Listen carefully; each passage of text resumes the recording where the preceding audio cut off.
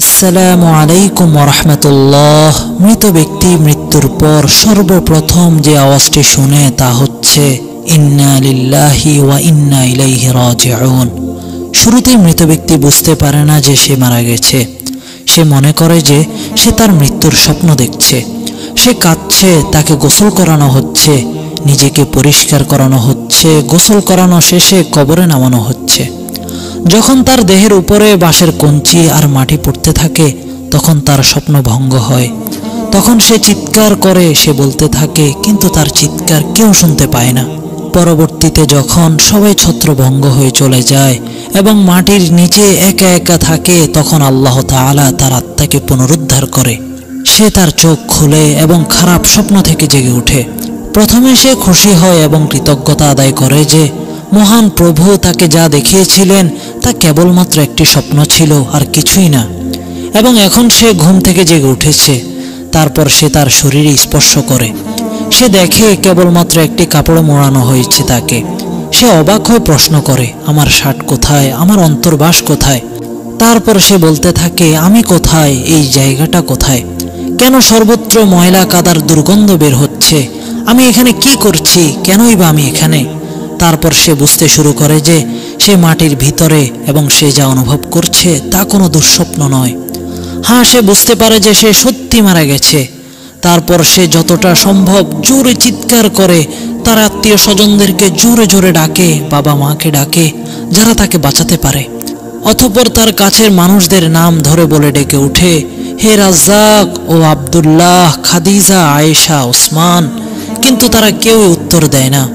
তখন তার মনে পড়ে এই মুহূর্তে আল্লাহ রাব্বুল আলামিনই তার একমাত্র ভরসা, এবং সাথে সাথে আল্লাহর কাছে কান্নাকাটি শুরু করে, ক্ষমা প্রার্থনা শুরু করে, বলতে থাকে, ইয়া আল্লাহ আমাকে ক্ষমা করো, ইয়া আল্লাহ আমাকে ক্ষমা করো।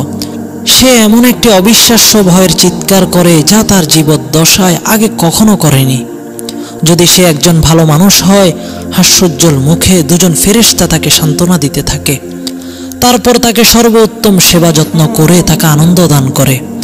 আর যদি সে খারাপ মানুষ হয় তাহলে দুজন ফেরেশতা তার ভয় আরো বাড়িয়ে দেবে এবং তাদের কুৎসিত চেহারা এবং তার কাজ অনুযায়ী তাকে আরো ভয়াবহ নির্যাতন করবে। ধীরে ধীরে নেমে আসবে কবরের আযাব, যে আযাব সম্পর্কে এক হাদিস থেকে জানা যায়, কাফের ও মুনাফিকদের যখন মুহাম্মদ সাল্লাল্লাহু আলাইহি ওয়াসাল্লামের ব্যাপারে বলা হবে, সে বলবে, আমি কিছুই জানি না, লোকজনের মুখ থেকে যা শুনেছি আমিও মাঝে মাঝে তাই বলতাম। তখন তাকে বলা হবে, তুমি উপলব্ধি করনি এবং পাঠ করনি। এরপর তাকে লোহার হাতুড়ি দিয়ে পেটানো হবে। তখন সে বিকট শব্দে চিৎকার করবে, যা মানব দানব ছাড়া আশেপাশের সকল প্রাণীরা শুনতে পাবে। বুখারী শরীফ হাদিস নং 1338। মহানবী সাল্লাল্লাহু আলাইহি ওয়াসাল্লাম আরো ইরশাদ করেন, যদি এ ভয় না থাকতো যে তোমরা মৃতকে দাফন করবে না, তাহলে আমি আল্লাহর কাছে দোয়া করতাম যাতে কবরের যে আযাব যা আমি শুনতে পাই তা যেন তোমাদেরকেও শুনিয়ে দেওয়া হয়। প্রত্যেকটি মানুষই যেন কবরের সেই আওয়াজ শুনতে পায়। মুসলিম শরীফ হাদিস নং 7392। মহানবী সাল্লাল্লাহু আলাইহি ওয়াসাল্লাম প্রায় দোয়া করতেন, হে আল্লাহ, আমি তোমার কাছে কবর আযাব থেকে আশ্রয় চাই, যার অতীত ভবিষ্যতের সকল গুনাহি মাফ। তিনি যদি এভাবে আশ্রয় চেয়ে থাকেন তো আমরা তো গুনাহের সাগরে হাবুডুবু খাচ্ছি। হে আল্লাহ, আমার গুনাহ এবং আমার মা বাবা, আমার স্ত্রী সন্তান এবং আমার সমস্ত পরিবারের বন্ধু বান্ধব সহ সকলের গুনাহকে মাফ করে দিন।